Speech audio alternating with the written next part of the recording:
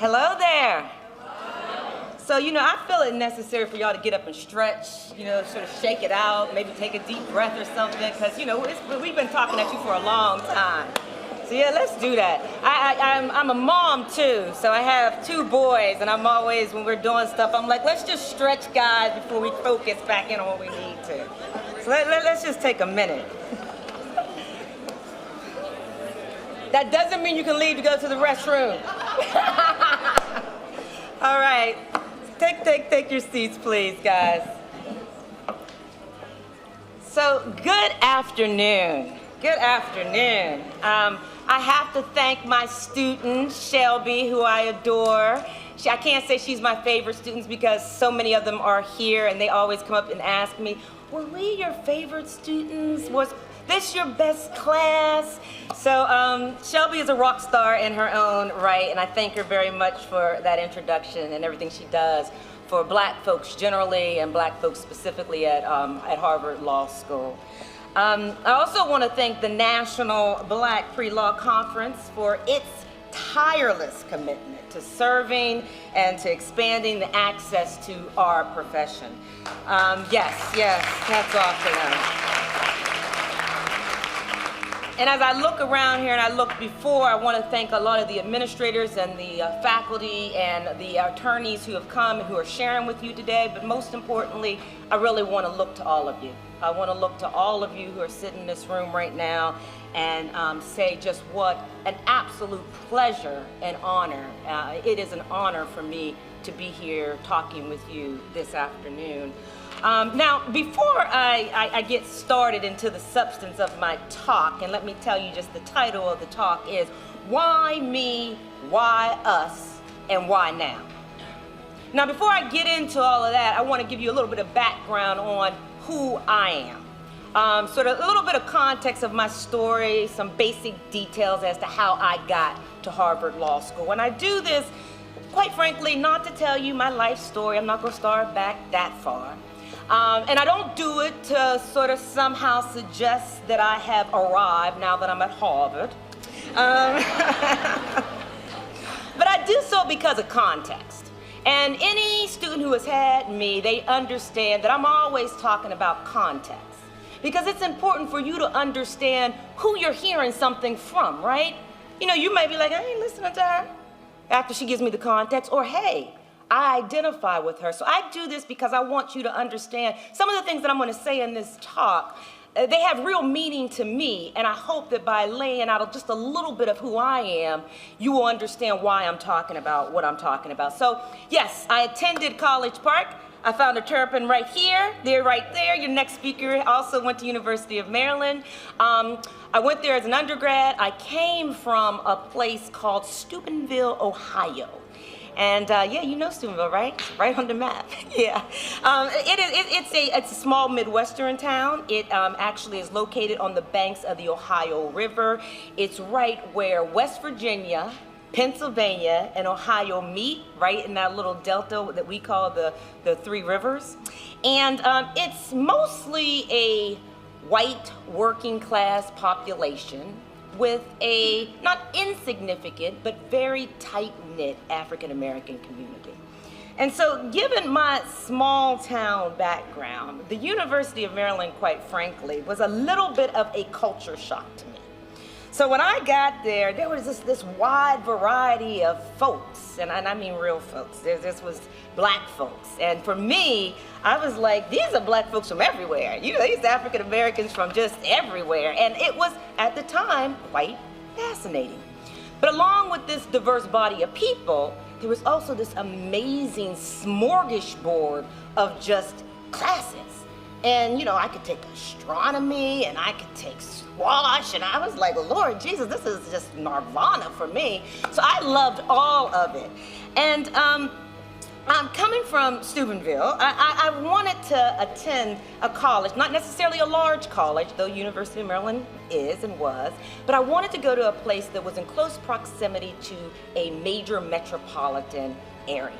And so University of Maryland fit the bill. You had DC, you had Baltimore on the other side, and so I was like, okay, we are all good here. I wanted to go to a college that would challenge me academically. I wanted to go somewhere that would grow me socially. So I basically wanted to have this full college experience. And my parents would add that we wanted to go to a college that actually would cause us to be debt-free, or at least almost debt-free in the 4 years that it took me to get out of there. So University of Maryland fit the bill there as well, because they provided me with a full academic scholarship plus one. So I essentially got paid to go to school, which was a wonderful thing, a wonderful thing.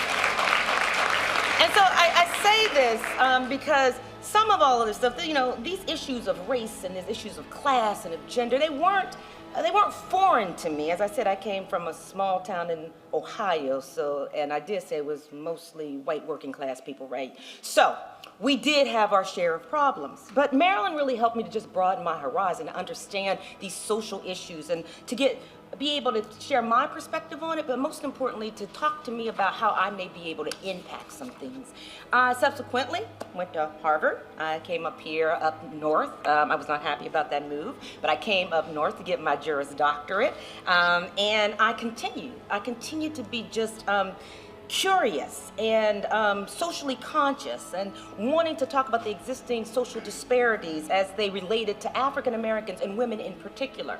And so in the early 1990s, it sounds so old, when I said this before, I was like, you know, in the early 1990s. But in the early 1990s, I took part in a wave of activism that really shook HLS. It shook the Harvard Law School campus, and it was about protest. And we were protesting, and we were there with the late and great Dr. Derek Bell, who was my professor, my friend, somebody who I missed a lot of classes arguing with him about and arguing for him around things. And so we wanted to have more black women in front of the classroom. And that was what we were about doing. And so this experience, well, it just furthered my passion for social justice and a recognition of my own ability to be able to impact this, and to be able to have modes and methods to deal with social issues, both inside and outside of the institution. So this passion, it would continue in my career. I went to Kenya after I was here and graduated from Harvard, and I was a visiting attorney over in Kenya, where I was able to write the model constitution for Kenya. Passion. I was able to work on human rights violations. Passion. I then moved on after spending about a year and a half over in Kenya, came back to the States and went and worked at one of the oldest and largest law firms in Washington, D.C., where I was an associate there in litigation. I did criminal and civil litigation. I also was able to be a part of the small boutique there doing civil rights and education litigation, working under the then partner,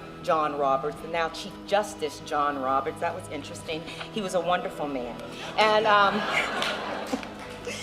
through my time as chief counsel for Senator Kennedy and at the United States Senate for the Health Committee, Health, Education, Labor, and Pensions.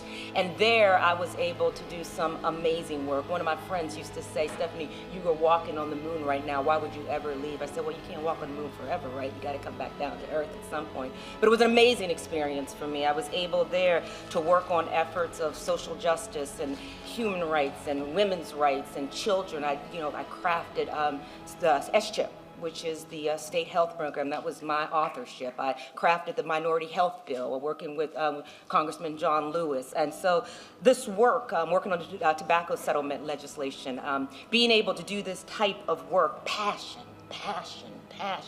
I then went on and became chief counsel and national director of a place for policy at a place called the Center for Community Change, which is one of the nation's best organizational voices when you talk about on the ground kind of work that we were doing. And I was able to take the power to the people, and really, again, all of this was working in these realms of politics and policy and law. It all eventually led me to founding the Jamestown Project, which I love. It is my third child. It was my second child at the time. But this project really is a think tank. It's a think tank about democracy. It's making democracy real. And what we do is we produce all of these initiatives that is about civic engagement and civic participation. And we use this to be able to create these democratic platforms that new voices, new generations of people can break down some of this stuff that we've been dealing with and really come together and make democracy real, which is our goal. And while the Jamestown Project, as I like to say, it operates in this space of civic engagement and civic participation, The field of law is certainly and wholly consistent with this type of intentional alignment of principles and practices to be able to make democracy real, which for me is this wonderful segue that I put out there that allows me to go to the question at hand. You guys do remember what my topic was, right? I'm raising the roof for y'all. Why me? Why us? Why now? And in case you haven't noticed, in this tumultuous world that we find ourselves in right now, there is a real need for us. There's a real need for black folks and for lawyers in particular.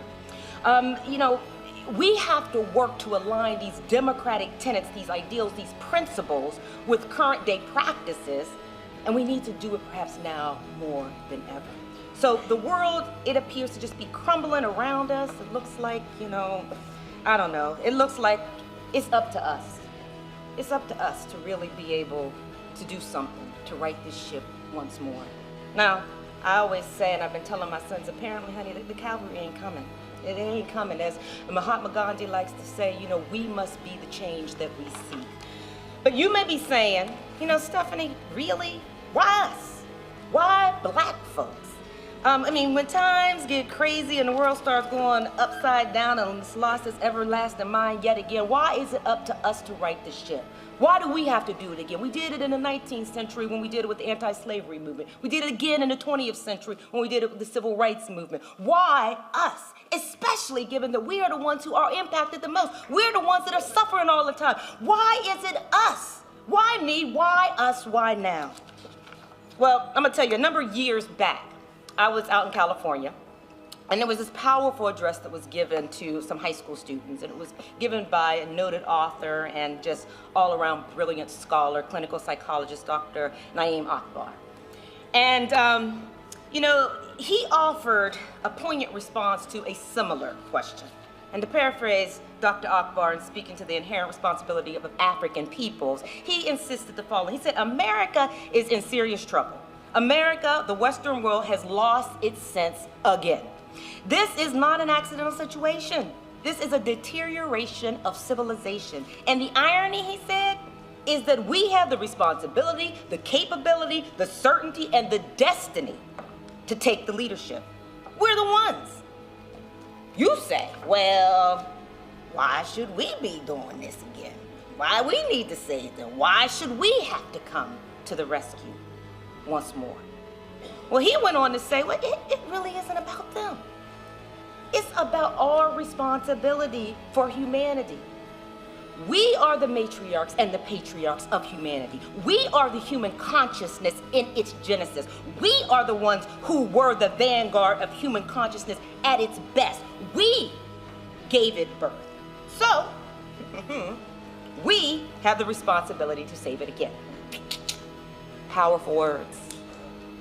Big responsibility. Just over 150 years ago, the American Civil War was fought through the prism of slavery.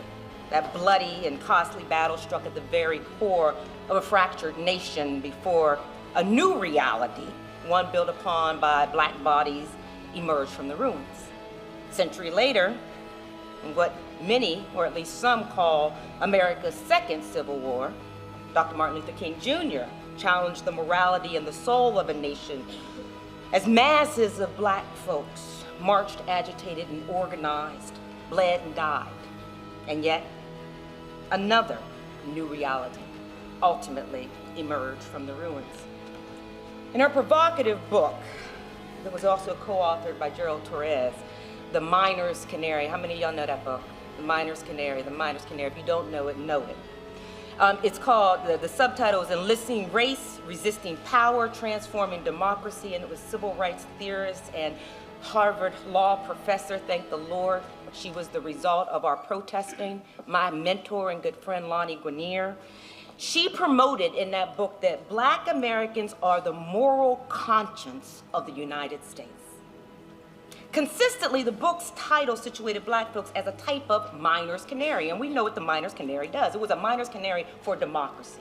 Miners canary, they are down in the mines, miners down there in the mines, they alert the miners, hey, what, poisonous atmosphere down here, other looming catastrophes are going on down here. So take it in this fashion. The poison is analogous to festering issues of race, pointing to underlying social inequities that ultimately affect or poison everyone, not just black folks. So, Guinier, she warns that addressing these issues is essential to salvaging the fractured society and for us being able to move forward. And although, salvaging these efforts, it's gonna help more than black folks, undoubtedly it's us, yet again. We are at the core of this. We are at the source of all of this. It's like the emancipation and the civil rights struggles of the past 2 centuries. Black folks, while forging and inspiring strategic alliances with others, have done this as the moral conscience of America. And I say, given the dire circumstances that we find ourselves in currently, the threats to this era, that we're being called once again to do something. Now, in this type of precarious and sort of volatile environment, with the stakes being as high as they truly are, I understand that it would be easy for you to say, I just wish that I wasn't born right now.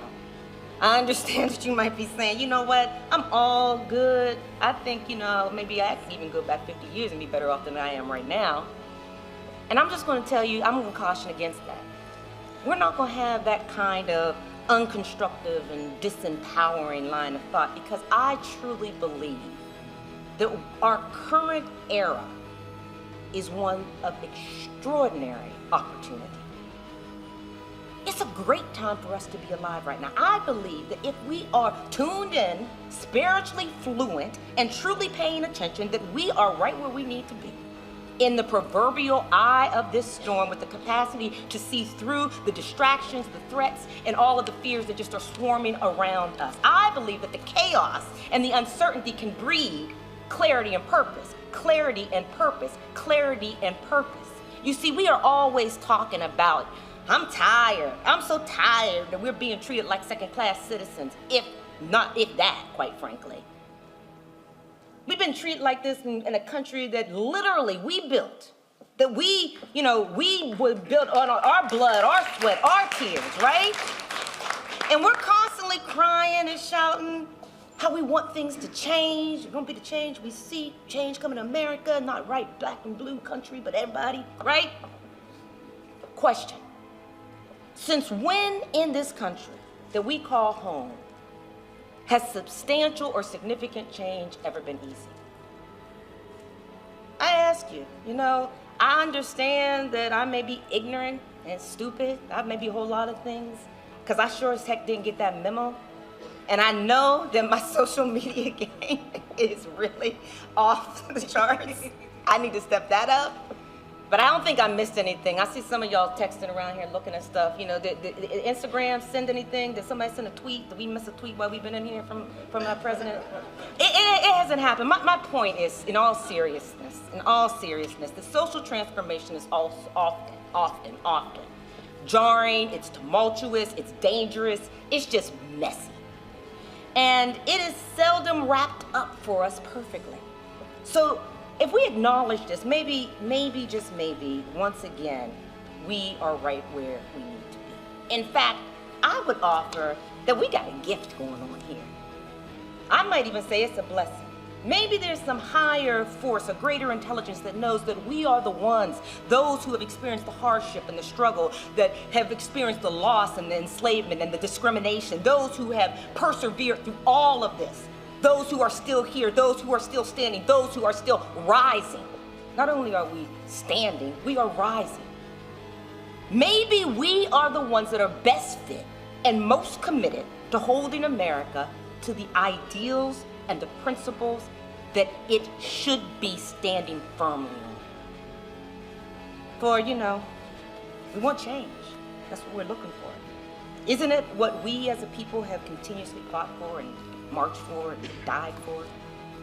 So here we are. I have this friend, and he's a poet. He's a writer, he would say, but I'm going to talk about his poem. And in his poem, there's a line that says, sometimes we curse the heavens through blessed raindrops. So I say, instead of wondering, why me, why us, why now? maybe we should just focus on our personal and our professional growth so that we can adopt a perspective conducive to seeing clearly through the raging storm. An outlook that really recognizes our own God-given capacities for both self-transformation and for collective change. Because we know that we cannot change the world around us if we don't first start with ourselves. As I said, the Calvary, it is not coming. But in fact, the Calvary, you see it every morning staring right back at you when you're brushing your teeth or doing your hair. You see it. So let me just stop for a moment. I'm looking at time, but I'm going to be quick about this. I have a couple more things that I want to talk to you about. I want to talk about 3 ingredients for social transformation in America. And to clarify, these are not the only ingredients, but these are 3 that history points to that if you operationalize these 3, then you're going to see some transformation. At least we've seen it in this country. So first, I've already spoken to the first one, blackness. Blackness. I'm not going to belabor the point anymore. So I told you I'm going to be quick with this, right? We black, we're great, we're wonderful. We need to do what we need to do. Okay, blackness. The second one is youth. I didn't say you. I could have. But I say you, young people. Young people, of course, have consistently been at the core, at the forefront of American social transformation. They've been there from the beginning, civil rights movement. They've been there to protest illegal wars and international intervention. They've been there organizing and defending and educating our community, Black Panthers movement. Indeed, youth have always been at the center. They've been agitating and they've been holding this space accountable. Our society, therefore, should expect nothing less at this moment. A third ingredient that I'm going to speak to is the law. Are we ever going to get there? I mean, this is the National Black Free Law Conference, right? Law. I want you just to imagine an America, which is unfortunately not difficult to do these days, but imagine an America where this frayed and yellow piece of paper called the Constitution doesn't exist. You think that things are bad now? I want you to imagine if that were the case. And all of our social movements and efforts at change have been based directly or indirectly on democratic principles that are codified in the law. Dred Scott undoubtedly knew this when he, in 1857, boldly yet unsuccessfully sued for freedom from enslavement. Ida B. Wells, she too knew this when she, in the 20th century, fearlessly challenged the gruesome practice of lynching. She did so on moral grounds, she did so on ethical grounds, and yes, she did so on legal grounds. Thurgood Marshall, Oliver Brown, NAACP, they knew this when they filed the lawsuit against the Board of Education in Topeka, Kansas in 1951 when old Linda Brown was denied entrance into the elementary school. Martin Luther King, he knew this. He knew this when he stepped out there at a mere 26 years of age to lead the national movement that, while promoting morality, wasn't called the civil morality movement. It was called the Civil Rights Movement, as in the law. Black Panther Party for Self-Defense, they knew it as well. They were carrying around the U.S. Constitution when they were talking and calling into question the illiterate police, the illiterate constitutional police, when they were on their case on a daily basis. And our current movement of Black Lives Matter, they're currently doing the same thing. They are holding law enforcement officials across this land accountable for their life-threatening deviations from these long-established democratic rights and principles. So, blackness,